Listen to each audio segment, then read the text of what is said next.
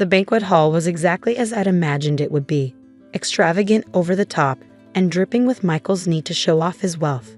Crystal chandeliers sparkled overhead while waiters circulated with champagne flutes, all paid for with money that should have gone to our daughter's college fund. "Ma'am?" A young server stopped beside me. "I'm sorry, but this is a private event." "I know," I said, clutching the silver-wrapped gift box closer to my chest. "I'm Lily's mother. My name is Rebecca Turner, and for the past 8 years, I've been playing a role my ex-husband wrote for me, the heartless mother who abandoned her family. But tonight, at my daughter's sweet 16, everything was about to change." "Mom?" I turned to see Lily standing there in her princess ball gown, looking so grown up it made my heart ache. Her eyes, so like mine, were wide with confusion and something else. Anger? Fear? Both? "You're not supposed to be here," she said, her voice shaking slightly. "Dad said."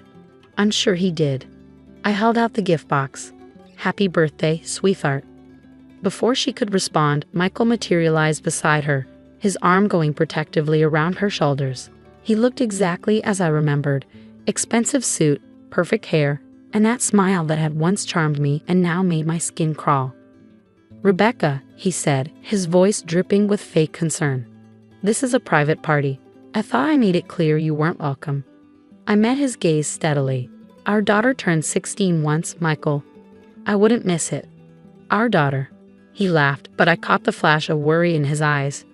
"You gave up that right when you walked out on us. Right, princess?" Lily nodded, though I noticed she was still staring at the gift box in my hands. She'd always been curious, even as a little girl. Some things never change. "At least let me give her my present," I said, holding out the box. "Then I'll go."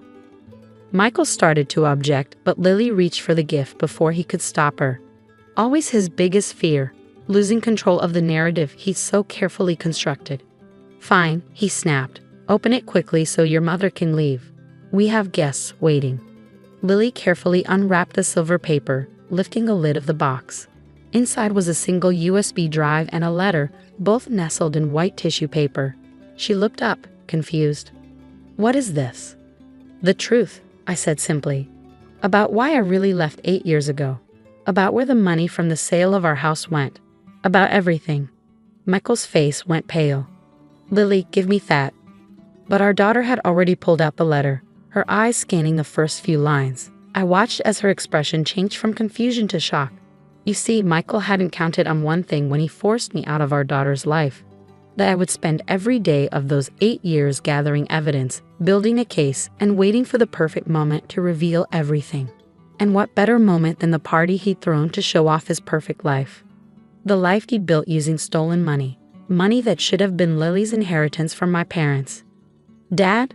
Lily's voice was small as she looked up from the letter. "What's she talking about? What trust fund?" Michael grabbed for the letter, but Lily pulled it away.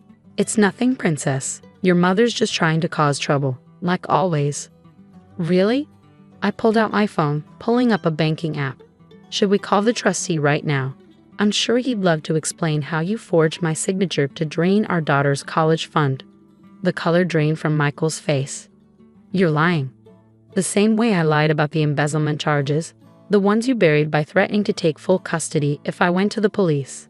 I kept my voice calm, even as years of suppressed anger threatened to boil over. "Or maybe we should talk about Rachel." "Who's Rachel?" Lily asked, still clutching my letter. "Your father's girlfriend. The one he was seeing while I was taking care of my dying mother. The same one who's now his business partner, living in the house my parents left me." Michael grabbed my arm, hard enough to leave bruises. "Outside. Now." I smiled, seeing the panic in his eyes. "No, I don't think so. I'm done letting you control the narrative, Michael. Done letting you poison our daughter against me with your lies." Around us, party guests were starting to notice the tension. Michael's perfect facade was cracking, and he knew it.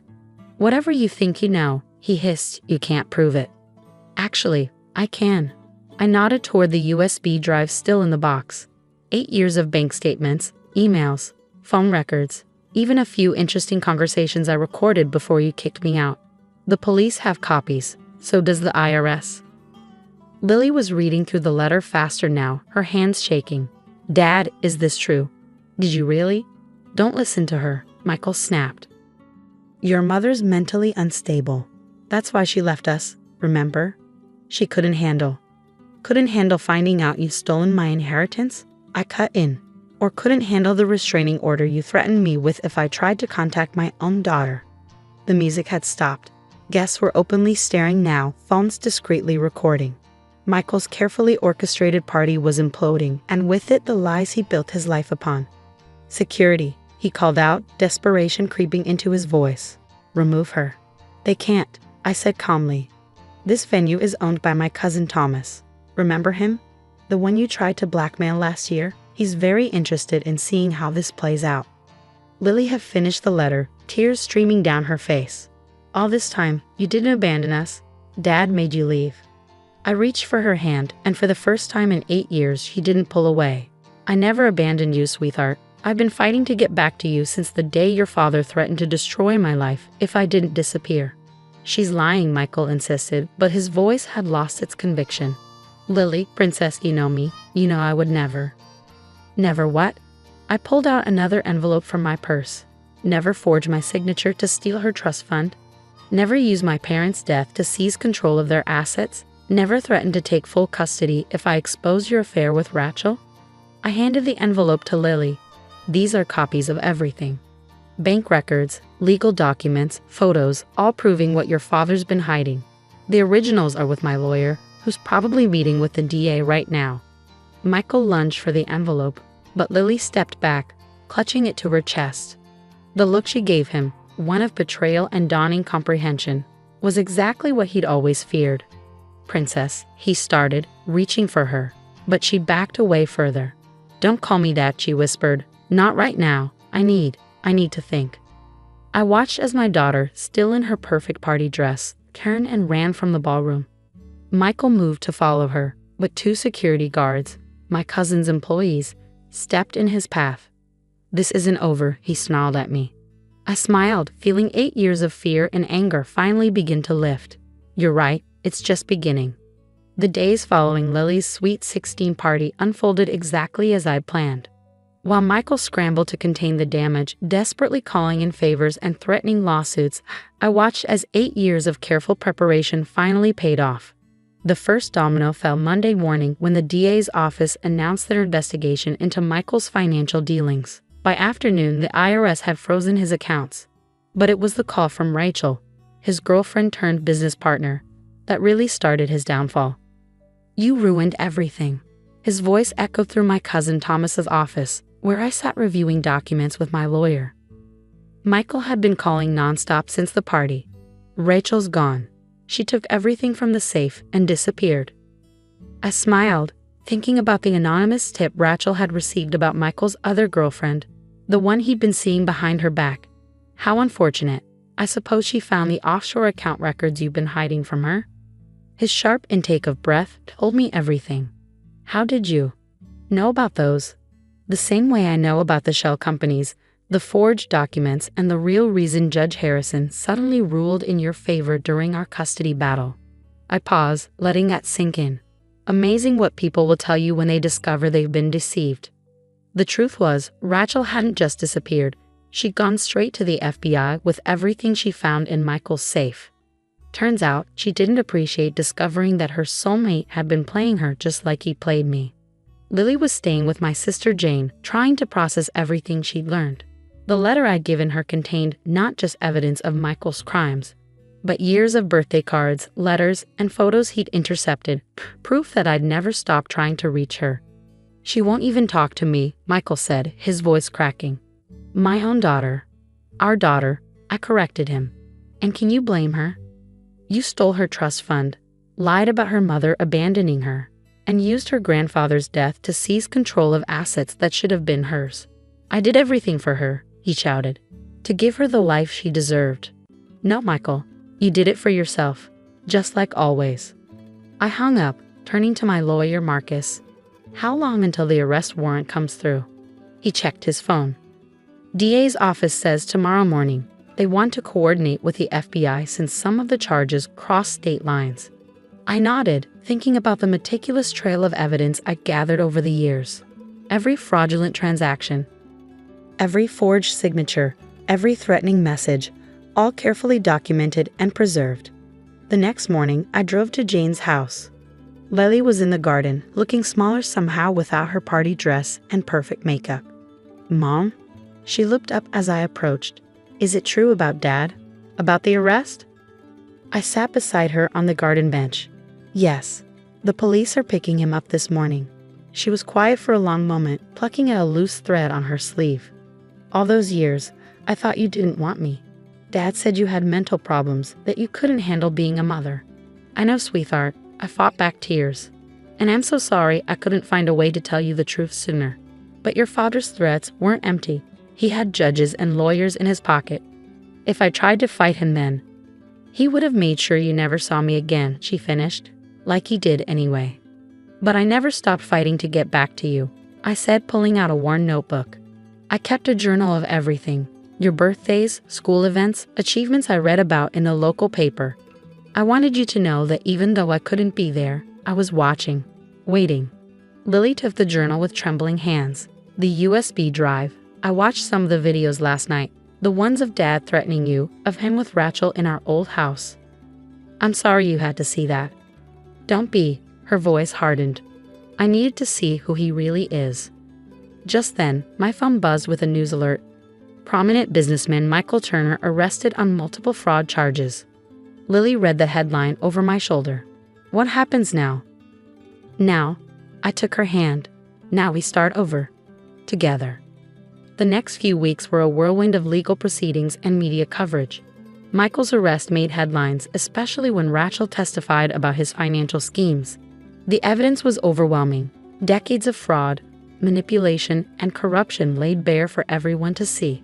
But the real story wasn't about Michael's crimes. It was about the relationship I was finally able to rebuild with my daughter. "I found these," Lily said one evening, bringing over a box of old photos. "They were hidden in Dad's study, pictures of you and me when I was little. We spent hours going through them, me filling in the memories Michael had tried to erase. Her first steps, her favorite bedtime stories, the way she used to insist on wearing her Halloween costume to the grocery store. You used to sing to me," she said suddenly, "when I couldn't sleep. I remember now. The tears I'd been holding back for 8 years finally fell." Michael's trial was swift and decisive. The evidence I gathered, combined with Rachel's testimony and the paper trail of financial fraud, left no room for doubt. He was sentenced to 15 years in federal prison. But the real justice came in the form of restitution. The court ordered all stolen assets returned, including the trust fund he drained and the house he'd taken through fraud. "It's strange," Lily said as we walked through our old home, now legally returned to us. "Everything looks the same, but feels completely different." I understood what she meant. The house held so many memories, both good and bad. But now we have the chance to make new ones, on our own terms. The media eventually lost interest in the story, moving on to newer scandals. But in our community, the whispers continued. The same people who had believed Michael's lies about me, who had shunned me as the unstable mother who abandoned her child, now had to face the truth. "Mrs. Peterson apologized today," Lily told me over dinner. "She said she should have known better than to believe Dad's stories about you." I thought about all the times Margaret Peterson had crossed the street to avoid me, how she warned other parents not to let their children play with Lily if I was around. "People believe what they want to believe," I said, "especially when the truth is uncomfortable." 6 months after Michael's arrest, Lily and I sat in the garden of our reclaimed home, planning her delayed college applications. The trust fund he'd stolen had been restored, with interest, ensuring her education was secure. "Mom," she looked up from her essay draft. "How did you do it? Keep fighting all those years without giving up." I thought about the long nights documenting evidence, the quiet tears as I missed another birthday, another Christmas, another milestone in my daughter's life. Because I knew someday you'd learn the truth, I said simply, and I wanted to make sure that when that day came, you'd understand that not fighting for you was never an option. She hugged me then, something that was becoming wonderfully common. "I'm sorry I believed him for so long." "Don't be, you were a child, and he was your father. He took advantage of that trust. The important thing is that we're here now." Later that evening, As I sat in my study going through old papers, I found the first piece of evidence I'd ever gathered against Michael. A bank statement showing the initial transfer from Lily's trust fund. I remembered the moment I discovered it, the sick feeling as I realized what he'd done. That single document had started everything. My careful documentation, my quiet investigation, my patient wait for the perfect moment to expose his lies. Michael had thought he'd won, that he'd successfully written me out of our daughter's life. Instead, he'd underestimated the one thing stronger than his greed and manipulation, a mother's love for her child. Now, as I listened to Lily playing piano in the living room, something she'd recently started again after years of Michael discouraging it, I felt a deep sense of peace. The road ahead wouldn't be easy. We had years of healing to do, trust to rebuild, memories to reclaim. But we would do it together, free from Michael's lies and manipulation. Sometimes the best revenge isn't about destroying someone else's life. It's about reclaiming your own. The journal I kept during those 8 years sat on my desk, its pages filled with letters to Lily that I'd never been able to send. But now finally, I could close it. We didn't need letters anymore. We had something better. We had each other. And that, more than any revenge or justice, was what I'd been fighting for all along.